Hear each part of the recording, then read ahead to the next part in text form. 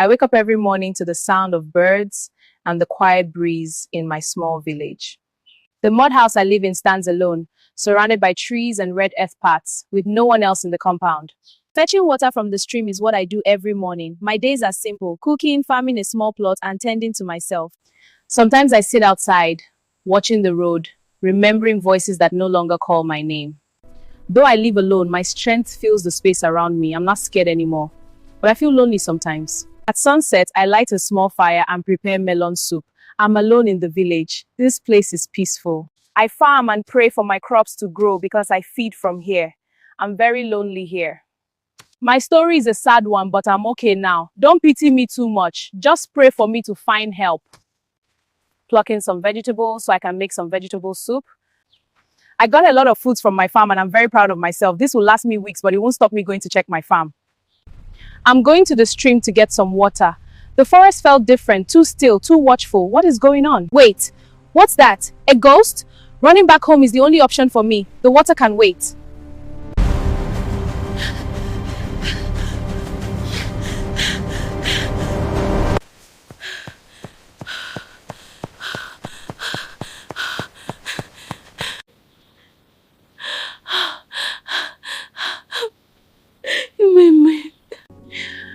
I miss my parents and siblings so much.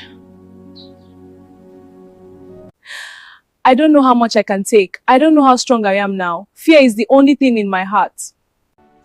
I don't think the ghost is here to hurt me. I was saved by a strange, strong wind when my whole village was wiped out. I need to be strong for myself. I need to forget what happened today and move on. I was saved because my hands are clean. The people who tried to harm me was wiped out. They labeled me a cursed child because I told them what I saw. Sleep did not come easily. I lay on my mat, stared into the evening's calmer. Each noise felt louder than before, as though the night was watching me. When sleep finally claimed me, it was thin and restless. They said I was a cursed child. They said misfortune followed my footsteps and sorrow slept in my shadow. Mothers pulled their children away when I passed. Old men watched me with fearful eyes. Even before everything ended, I was already alone. I was born on a night when the wind would not rest. The elders whispered that the air itself had announced my arrival. From that day, nothing bad ever happened without my name being mentioned somewhere in the story. If crops failed, they said it was because I walked past the farms. If a child fell sick, they said I had looked at them for too long. I learned early to keep my eyes down and my mouth shut. I grew up trying to be smaller than my own sadness. Still, I was innocent. I greeted everyone. I shared what little I had. I helped the old women fetch water and carried firewood for those who could no longer walk far.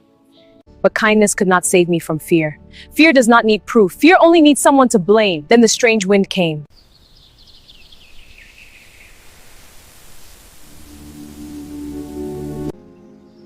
I stood in the middle of the village, feeling the air press against my skin, cold and heavy, like a hand pushing me down. It is you! You have brought this upon us! No! It wasn't me! The wind grew angry.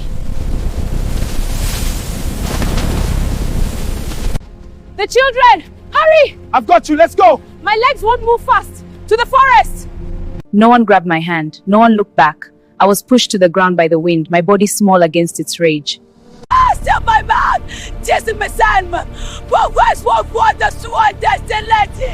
It took the village with it. Houses stood broken and empty. Paths were erased, fires were cold. Hello? Is anyone there? Please answer me!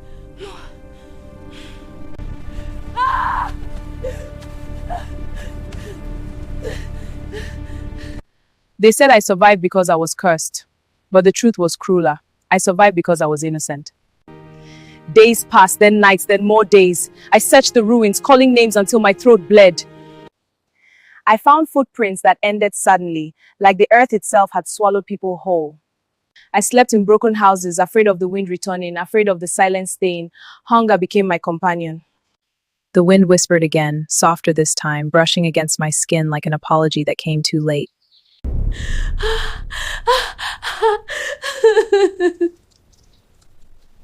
I remembered every insult they ever threw at me, every stare, every step away.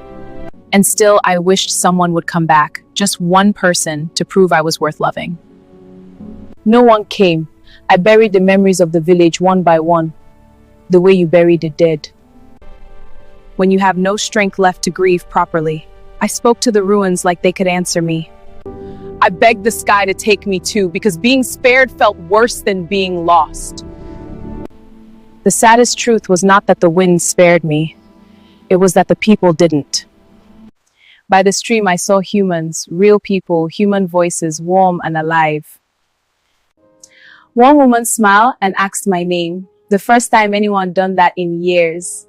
I told them everything, the fear, the loneliness, the wind, and they listened. But they are wrong. I am not cursed. Travelers came, some stayed. The village slowly remembered itself. And now, in the same village where sorrow swallowed me, I stand alive, loved, and finally happy. We fixed roofs, cleared paths, lit fires again. Laughter returned like a wounded thing learning to breathe.